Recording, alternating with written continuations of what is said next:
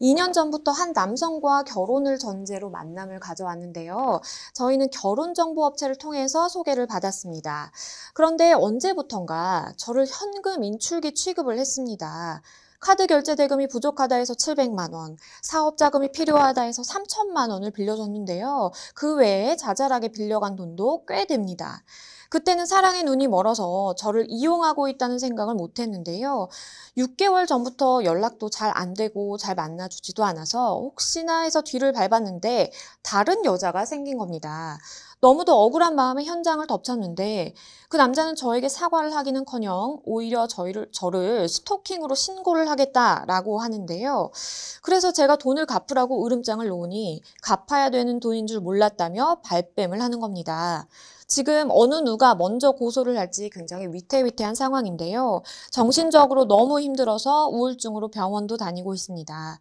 제 잘못보다 상대방 잘못이 커 보이는데 제가 먼저 고소를 해도 될까요? 상담 부탁드립니다. 라는 사연이 접수가 됐습니다. 이 상담자분 굉장히 좀 정신과도 다니시고 병원도 다니시면서 이렇게 약도 복용을 하고 계시다고 하니까 좀 걱정이 되는데 변호사님은 이 사연 좀 어떻게 보셨나요? 예, 돈도 잃고 사랑도 잃고 너무 화가 많이 날 그렇죠. 겁니다. 음. 그리고 더욱이 사랑을 이용해서 내 돈을 뺏어갔다는 마음에 너무 상심이 클 거라고 생각합니다. 그렇죠. 일단은 굉장히 상대방에 대해서 애정을 갖고 그랬기 때문에 상대방이 어려운 상황이 닥쳤을 때 해결해 주고자 이렇게 돈을 건넨 것이었는데 참 배신감이 드실 것 같아요.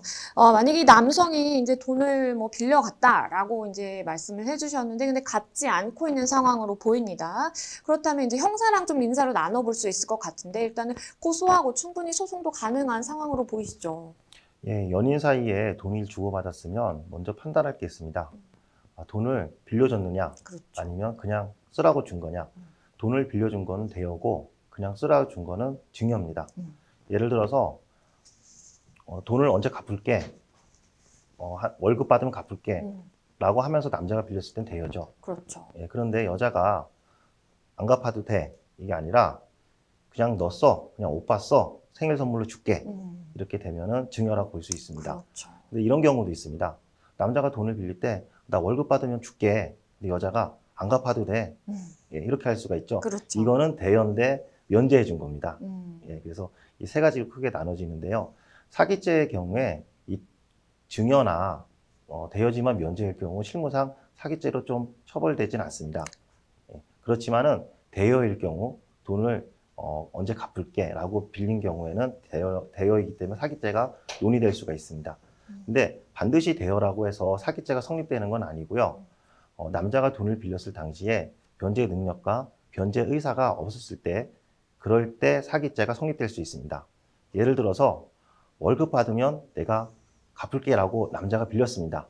근데 그 당시에 남자는 실직돼 가지고 직장이 없었던 거죠. 그렇죠. 이게 이렇게 속이면서 월급 받을 리가 없는데 월급 받을 수 있다고 속이면서 돈을 빌렸을 경우에는 사기죄가 성립될 수가 있습니다.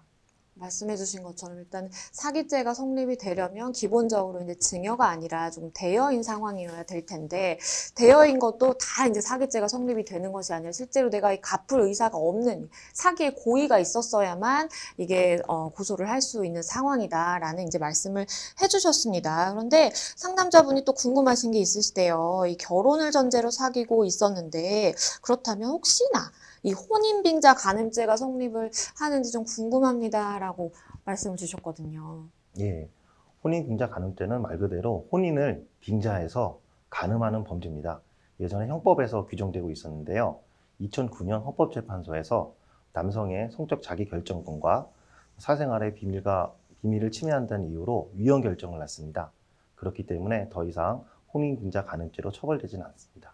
네, 그렇습니다. 이게 이미 위헌이 돼서 혼인빙자 간음죄는 더 이상 존재를 하지 않는 만큼 사실상 이제 이걸로 고소할 수 있나요? 라고 한다면 안 된다라는 답변밖에 못 드릴 것 같아요. 근데 상대방 그 남성이 너 나 뒤를 밟았어? 그럼 나 너 스토킹으로 신고할 거야 라는 말을 했다라고 해요. 그러면 실제로 이 여성이 신고를 당한다라고 한다면 이게 범죄 성립 가능성이 있을까요? 예, 이번 사안에서는 스토킹으로 좀 처벌되기가 어렵습니다. 근데 단지 요즘에 그 국회에서 보면 스토킹 처벌법이 많이 규정되고 있습니다. 아직 지금 심의 중인데요. 예를 들어서 집 앞에서 기다리거나 그다음에 수차례 카톡이나 문자를 보내면 스토킹 처벌법이 지금 국회에서 심의 중인데 이 경우 최대 징역 3년까지 처벌될 수 있는 규정이 지금 심의 중인 걸로 알고 있습니다. 네. 그리고 이 방송을 보시는 분 중에 돈을 받아야 된다는 채권자들이 많이 계실 겁니다. 아무리 돈을 받을 수 있는 권리가 있다가 하더라도 직장이나 집에 수차례 찾아가거나 그렇죠. 예, 문자나 카톡으로 야간이든 밤이든 가리지 않고 수차례, 수십 차례 문자를 보내면 채권 추진법에 의해서 처벌될 수가 있습니다. 그렇습니다. 내가 채권자라고 하더라도 좀 뭔가 과도하게 상대방에게 뭐 연락을 하고 밤에 찾아가고 이런 행동도 좀 자제를 하셔야 하는 상황인데, 이 상담자분이 힘들어서 병원도 다니고 있어요 라고 말씀도 해주셨어요. 만약에 사기죄가 성립이 인정이 된다면 내 정신적인 피해까지도 다 보상을 받을 수 있는 상황인 거죠. 예, 그 단지 그 연인 사이에 돈을 빌려줬다, 못 갚았다라는 이유만으로 정신적 보상에 대한 위자료 청구는 사실상 어렵습니다. 예, 안타깝네요. 그런데 그 결혼을 전제로 사귀었고, 그 다음에 결혼 준비도 차근차근 한 상태에서 남자의 잘못으로 결혼 직전에 파혼이 됐다고 하면은 정신적 보상으로 위자료 청구는 가능합니다. 그렇습니다. 좀 상황에 따라 다르기 때문에, 그리고 실질적으로 내가 그 사람이 건넨 돈의 또 액수에 따라서도 조금 차이가 있을 수도 있을 것 같아요. 그래서 그 부분도 좀 살펴보셔야 할 것 같고, 만약에 이 여성분이 소송을 진행하신다라고 한다면 반드시 준비해야 되는 좀 사항들이 뭐가 있을까요? 예, 남자가 여자한테 돈을 갚겠다, 돈을 언제까지 음, 주겠다라고 한 경우 대여금이나 약정금으로 소송을 할 수가 있습니다. 네. 이럴 경우에 문자나 카톡, 그다음에 거래 이체 내역서를 준비하시면 됩니다. 간혹 가다가 남자가 차용증이나 각서를 써주는 경우도 있습니다.